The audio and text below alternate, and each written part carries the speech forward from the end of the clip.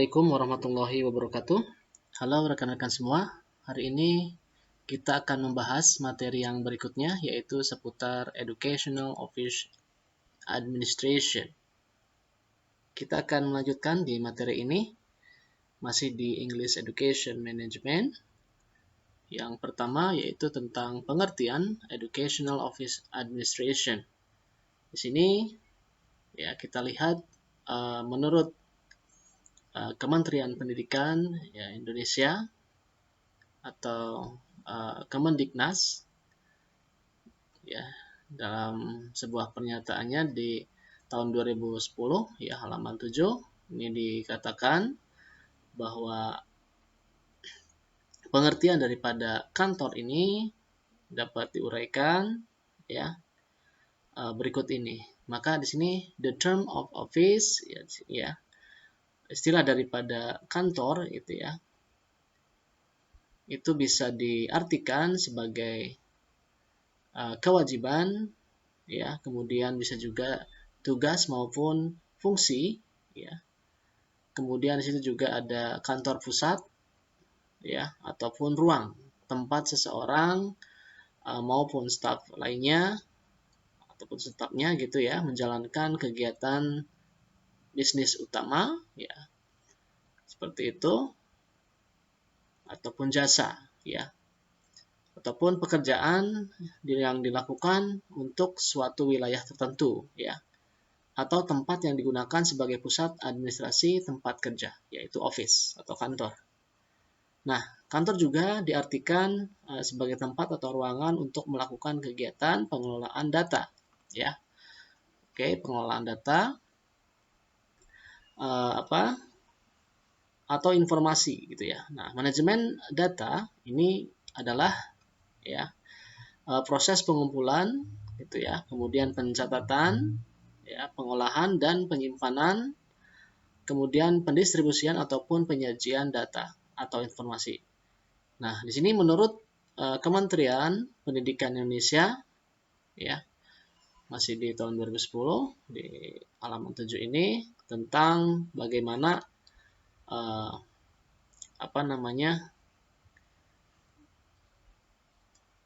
pemahaman gitu ya, atau pengertian daripada kantor ini dapat digambarkan sebagai berikut. Ya. Oke. Di sini yang pertama gitu ya. Kantor itu ya, sebagai tempat atau ruang ya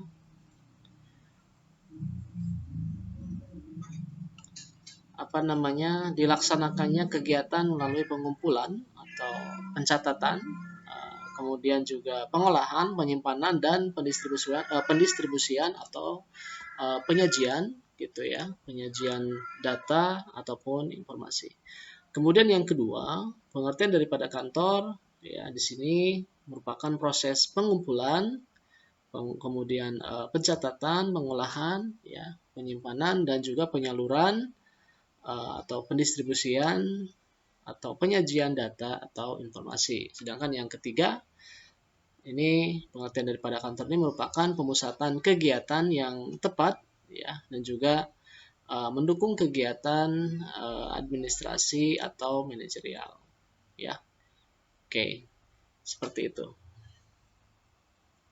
Nah, kemudian kita bisa menyimpulkan bahwa pengertian daripada kantor itu sendiri adalah tempat ya, dalam artian tempat yang dirasa statis gitu, yang bersifat statis.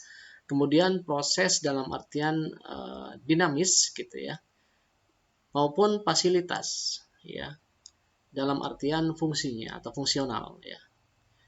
Nah, di sini sasaran utamanya adalah kegiatan pengelolaan data ataupun informasi tentang perkantoran. Nah, pengelolaan data atau informasi ini membutuhkan sumber daya organisasi gitu ya. Nah, kemudian juga sumber daya manusia dan sumber daya lainnya seperti gedung gitu ya, kemudian ada ruangan-ruangan, ya, peralatan dan juga perlengkapan serta biaya ya tenaga kerja dan juga pemerintahan atau tata kelola. Nah, baik di sini sudah disimpulkan ya. Kemudian menurut Kementerian Pendidikan Indonesia di tahun 2010 halaman 11 di sini pengertian daripada Office Administration atau administrasi perkantoran ini merupakan rangkaian kegiatan ya rangkaian kegiatan merencanakan, kemudian mengatur, mengarahkan, mengawasi dan juga mengendalikan kegiatan secara tertib gitu ya. Orderly, di mana tujuannya untuk mencapai sasaran dalam urusan perkantoran. Nah, tujuannya yang dicapai dalam penyelenggaraan urusan pemerintahan kantor ini adalah terwujudnya ya, terwujudnya apa?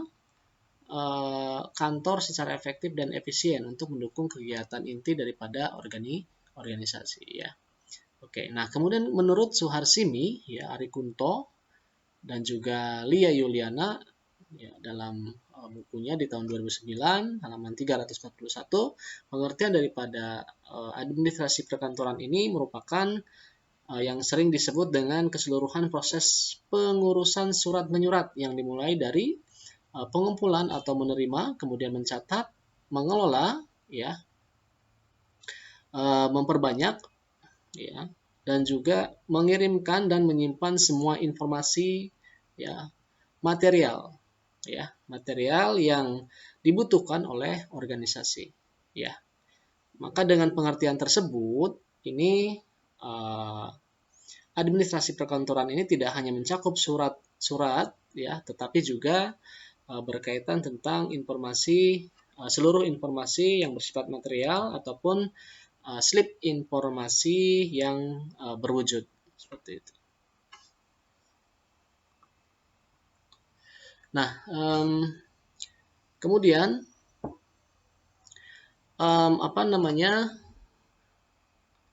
Sutrisno dan juga Renaldi di dalam bukunya tahun 2006 halaman 7 di sini mengutip beberapa pengertian atau definisi manajemen perkantoran. Ini dari Arthur Greiger mengatakan bahwa manajemen perkantoran ini merupakan fungsi administrasi, komunikasi dan layanan rekaman suatu organisasi. Ya, kita lihat juga di sini ya, William Leffingwell dan juga Edwin Robinson ya mengatakan bahwa manajemen perkantoran ini sebagai fungsi ya, manajemen perkantoran sebagai fungsi adalah cabang seni dan juga ilmu manajemen ya, ilmu manajemen yang berkaitan dengan pelaksanaan pekerjaan kantor yang efisien kapanpun dan dimanapun pekerjaan itu harus diselesaikan ya. Nah, kemudian Hal North ini berkata ya bahwa tampak bagi saya tentang manajemen perkantoran ini dalam arti yang lebih luas mungkin mencakup tidak hanya fungsi layanan yang diterima secara umum gitu ya, tetapi juga munculnya kontrol fungsional administrasi dari sebagian besar administrasi dan dokumen ya, seperti itu. Oke. Kemudian di sini pekerjaan yang sekiranya penting melibatkan berbagai kegiatan untuk mengumpulkan, mencatat, mengelola, mereproduksi, mengirimkan, dan juga menyimpan informasi yang diperlukan, yang dibutuhkan dalam setiap kerjasama bisnis. Ini menurut De Liangji di tahun 2000 di halaman 50, ini beberapa fungsi daripada administrasi dari sebagian besar administrasi ini, fungsi daripada administrasi kantor ini adalah sebagai berikut. Yang pertama ini mengumpulkan, ya sifatnya mengumpulkan, yaitu mencari dan mengejar ketersediaan setiap informasi yang belum ada atau yang belum tersebar ya di mana-mana sehingga siap digunakan bila diperlukan. Kemudian yang kedua bahwa administrasi ini ya administrasi perkantoran ini adalah kegiatan menulis ya, kegiatan Menulis yaitu meliputi mengaplikasikan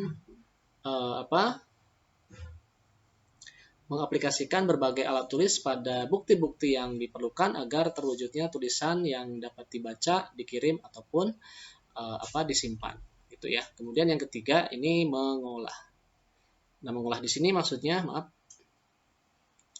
mengolah di sini maksudnya adalah berbagai kegiatan melakukan pembuktian dengan maksud menyajikan dalam bentuk yang lebih bermanfaat atau lebih jelas untuk digunakan, seperti itu.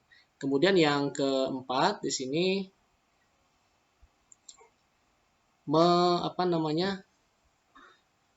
mengalihkan ya, multiplying. Ini kegiatan memperbanyak data atau informasi dengan berbagai cara dan media sebanyak jumlah yang diperlukan. Kemudian yang kelima ini bahwa administrasi perkantoran ini merupakan kegiatan mengirim, yaitu menyajikan data atau informasi dengan berbagai cara dan media dari pihak pertama kepada pihak lain. Kemudian yang terakhir ada yang bersifat storing atau menyimpan. Ini kegiatan menyimpan data atau informasi dengan berbagai cara dan media, khususnya di tempat yang aman. Nah, di sini ada 8 ya prinsip umum ya tentang penyelenggaraan yang efektif dari administrasi perkantoran yang yang sangat penting ya untuk meyakinkan gitu, untuk menjamin terlaksananya pekerjaan secara produktif. Ya. Nah, di sini menurut Kementerian Pendidikan Indonesia ya di tahun 2010 ya 16 di sini ada 8 prinsip ya tersebut. Ya, di antaranya ada perencanaan kerja, pengorganisasian kerja, kemudian koordinasi kerja gitu ya. Kemudian ada pengendalian kerja, pemberdayaan karyawan, komunikasi, tata ruang kantor, ya dan juga peningkatan mutu atau kualitas layanan. Nah, di sini yang pertama ada prinsip perencanaan kerja. Nah, di sini bahwa pekerjaan ini sebaiknya direncanakan dengan matang atau dengan baik ya.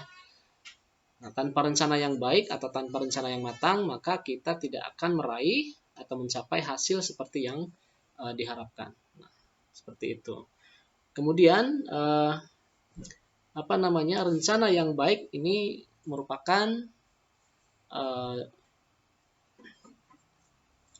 jawaban ya dalam 5 pertanyaan dasar berikut ya, diantaranya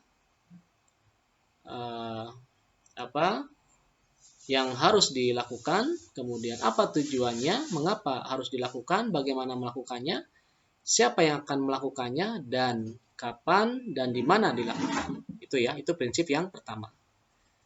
Kemudian prinsip yang kedua yaitu principle of working organizing. Ya, prinsip pengorganisasian kerja. Nah, prinsip kedua ini menyatakan bahwa pelaksanaan pekerjaan telah ditata dengan baik. Artinya, pembagian tugas sudah jelas dan jadwal pelaksanaan sudah dipersiapkan dengan baik. Pekerjaan saat ini telah ditentukan dengan jelas sehingga titik-titik kritis telah diidentifikasi dan pelaksanaan pekerjaan terjamin penyelesaiannya. Ya, seperti itu. Kemudian yang ketiga ada principle of work coordinating. Ini prinsip koordinasi kerja. Nah, prinsip ketiga ini memastikan bahwa pelaksanaan pekerjaan akan terordinasi dengan baik. Jadi semua kegiatan dikoordinasikan dan penggunaan sumber daya secara efisien untuk memastikan pelaksanaannya dalam kondisi yang paling produktif, ya. Nah, sehingga koordinasi ini sangat penting karena dengan cara ini kita dapat memastikan ya bahwa semua kegiatan atau aktivitas yang terkesan terpisah-pisah ini atau separated ini sebenarnya mengarah pada tujuan yang sama ya. Kemudian yang keempat ada principle of work controlling ya. Sini ada prinsip pengendalian kerja. Nah, prinsip ini merupakan pelaksanaan kerja yang terkendali dengan baik yang memerlukan pengendalian yang efektif. Nah, pekerjaan dapat dijamin terlaksana dengan baik apabila penerapan pengendalian intern dalam pekerjaan tumbuh dan berkembang dengan baik. Nah, adanya kontrol eksternal yang berlebihan hanya akan menguras tenaga, waktu, dan juga emosi yang tinggi. Ya, that's why, ya itulah sebabnya keempat prinsip ini sangat penting. Ya, oke. Kemudian yang kelima di sini ada principle, ya, principle of employee empowerment. Ya, di sini ada prinsip pemberdayaan pegawai. Nah, prinsip kelima ini menyangkut pemberdayaan pelaksana pekerjaan. Ya, di sini jabatan pimpinan harus mampu mengembangkan kemauan dan kemampuan bawahan agar termotivasi secara internal dan mampu menerima pendelegasian pelaksanaan pekerjaan dengan hasil yang baik gitu ya. Nah, kemudian di sini pentingnya fungsi pelatihan dan pemberian kesempatan untuk memikul tanggung jawab yang lebih besar ya, greater responsibility. Seperti itu. Nah, kemudian prinsip yang keenam di sini ada principle of communication. Ini prinsip komunikasi. Jadi semua prinsip yang telah digariskan sebelumnya ini akan sangat terhambat tanpa adanya komunikasi yang baik. Jadi pemimpin di sini harus mampu membangun suasana kantor yang kondusif bagi kelangsungan komunikasi yang terbuka, jujur, dan produktif. Komunikasi di kantor ini jangan terlalu formal dan juga jangan terlalu birokratis gitu ya, sehingga akan menghambat adanya inovasi. Namun juga tidak terlalu informal sehingga kita tidak bisa membedakan ya, tidak bisa lagi membedakan antara informasi yang gosip dan yang tidak ya, seperti itu. Jadi di pertengahan ya.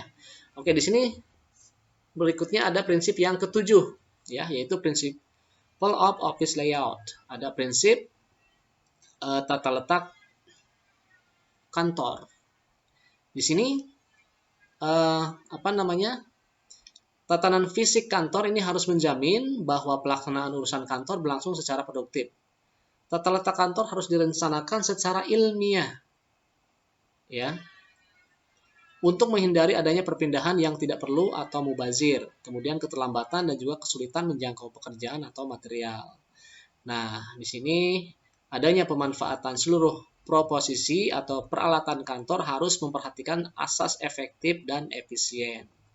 Ya, seperti itu. Jadi harus dilihat kebermanfaatannya. Dan yang terakhir di sini ada principle of services quality improvement. Ya. Nah, di sini adanya prinsip peningkatan kualitas layanan sistem dan juga prosedur ya. Nah, di sini adanya sistem ini harus diupayakan agar lebih efektif dan juga efisien. Standar kualitas dan kuantitas pekerjaan kantor harus digunakan dan terus dikembangkan ya, sesuai dengan kebutuhan. Nah, pimpinan kantor ini harus terus berupaya meningkatkan kualitas pelayanan dengan melakukan berbagai cara. Nah, di sini sehingga pada akhirnya dapat diketahui ya, eventually pada akhirnya can be identified, dapat diketahui cara yang paling maju untuk menjamin hasil ya, seperti itu. Nah, itu ke-8 prinsip ya dari Educational Office Administration. Nah, kemudian di sini kita lihat ada beberapa prosedur tentang administrasi perkantoran yang bersifat pendidikan. Di sini menurut Miles dan juga rekan-rekan di tahun 1990 ya, yang juga dijelaskan oleh Sutrisno dan juga Renaldi dalam bukunya di tahun 2006 halaman 32. Ini tujuan daripada dari suatu kantor adalah memberikan jasa pencatatan dan juga komunikasi. Di sini pengertian yang luas tersebut dapat diperjelas sehingga kantor berfungsi sebagai pusat informasi yang melaksanakan pekerjaan sebagaimana diuraikan di bawah ini. Ini yang pertama dari fungsi kantor ya. Yang pertama receiving information ya. penerimaan informasi. Contoh bentuk informasi yang dapat diterima seperti surat, gitu ya, panggilan telepon, pesan, faktur, dan laporan untuk berbagai kegiatan organisasi. Nah, selain menerima informasi yang berjalan seperti itu, maka kantor juga bisa diberitahu, gitu ya. Nah, kemudian yang kedua adanya pencatatan informasi, ya. Tujuannya adalah agar pencatatan informasi dapat segera diatur jika manajemen memintanya. Nah, beberapa arsip di sini diminta untuk disimpan berdasarkan undang-undang, tetapi sebagai tambahan ya, arsip harus disimpan hanya untuk memenuhi kebutuhan manajemen dalam organisasi perencanaan dan pengendalian, ya. Nah, beberapa rekaman mungkin menunjukkan hasil negosiasi dan juga transaksi gitu ya. Kemudian juga ke aktivitas atau kegiatan, korespondensi, pesanan, tagihan, laporan, keuangan, manajemen, stock footage, jejak ya, stok dan juga hasil dari analisa lainnya. Kemudian yang ketiga di sini ada organizing information, ya. Pengorganisasian informasi atau penyusunan informasi. Nah, di sini informasi dikumpulkan oleh kantor. Nah, jarang sekali dalam bentuk yang sama seperti pada waktu yang diberikan, data dikumpulkan dari berbagai sumber. Kemudian perhitungan harus dilakukan juga. Nah, kantor di sini bertanggung jawab untuk menyediakan informasi, ya, di bentuk yang paling baik melayani manajemen. Nah, ini juga merupakan fungsi yang paling penting dan yang harus dijalankan oleh staf atau para pekerja yang terlatih ya di kantor itu. Nah, contoh manajemen informasi di sini adalah penyusunan berbagai laporan. Ya, seperti itu. Kemudian yang keempat di sini giving information, memberikan informasi. Nah, jika manajemen meminta, di sini kantor mendistribusikan informasi dari rekaman itu. Ada informasi yang disebarluaskan secara teratur, ada pula yang bersifat khusus. Dan informasi dapat diberikan secara lisan ataupun tertulis. Misalnya, instruksi, laporan kemajuan, anggaran, dan lain-lain. Nah, di sini yang kelima, protecting ya aset, menjaga aset. Nah, di sini tugas kantor tidak akan terwujud sepenuhnya jika hanya sebatas menerima, mencatat, menata, dan memberikan informasi saja. Di sini masih ada tanggung jawab tambahan, yaitu dengan berhati-hati atau teliti dalam mengamati dan melindungi catatan penting, mengamankan uang tunai yang harus disimpan, yang ada di brankas ataupun di bank. Ya, seperti itu. Demikian ya pembahasan tentang educational office administration. Nah, di sini ada latihan yang nanti mungkin setidaknya bisa memperkuat pemahaman tentang educational office administration. Terima kasih atas perhatiannya. Thank you for your attention. Wassalamualaikum warahmatullahi wabarakatuh.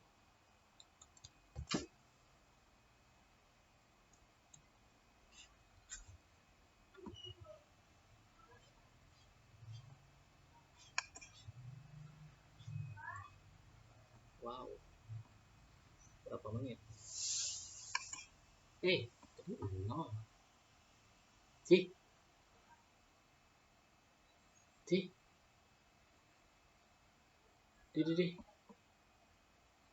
Teka rekam tadi teh. Aduh. Tadi teka rekam.